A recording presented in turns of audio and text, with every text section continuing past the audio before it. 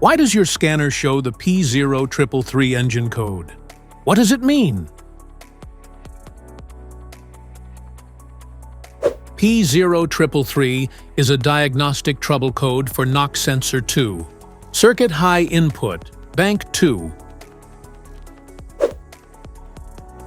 This engine code indicates that the PCM has detected an excessively high voltage signal from the NOx sensor on the second bank of cylinders, bank 2.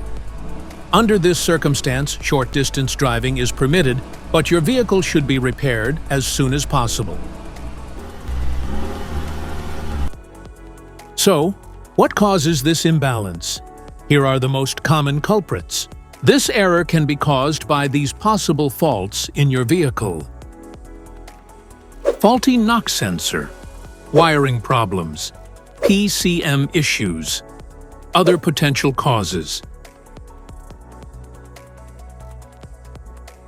Each DTC code corresponds to a specific issue in your vehicle.